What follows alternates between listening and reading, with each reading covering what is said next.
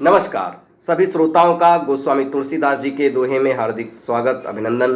आज गोस्वामी तुलसीदास जी द्वारा रचित रामलला नहछु से ली गई ये दो पंक्तियां और उसकी विस्तृत व्याख्या आप सभी के समस्त प्रस्तुत है, जिसमें प्रभु श्री राम के उपनयन संस्कार जिसे जनेऊ कहा जाता है के पूर्व होने वाली नहछु नख छेदन रस्म का वर्णन किया गया है।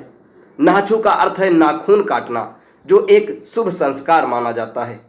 यहाँ इन पंक्तियों का मैं आपको विस्तृत वर्णन करूंगा। बढ़ते हैं पहली पंक्ति की तरफ।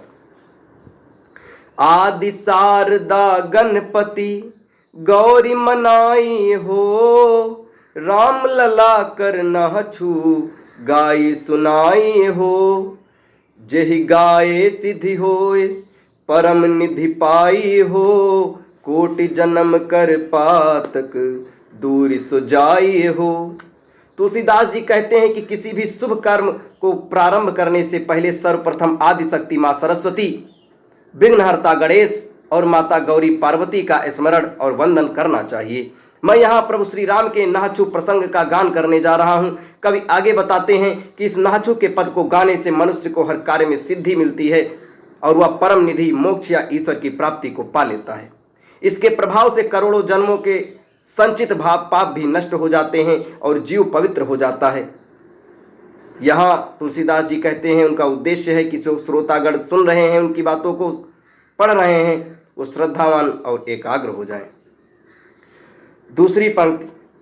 कोटि बाजन बाजहि दशरथ के गृह हो, देवलोक सब देखे आनंद अति हो।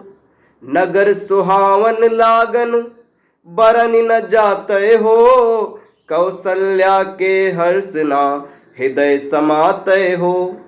अब तुलसीदास जी अयोध्या की स्थिति का चरित्र चित्रण कर रहे हैं। राजा दशरथ के महलों में करोड़ों प्रकार के बाजे बज रहे हैं, अर्थात चारों ओर मंगल ध्वनि गूंज रही है। यह उत्सव केवल पृथ्वी लोक तक ही सीमित नहीं है, बल्कि देवलोक के देवता भी ऊपर से मंगलमय दृश्य को देख रहे हैं और अत्यंत आनंदित हो रहे हैं।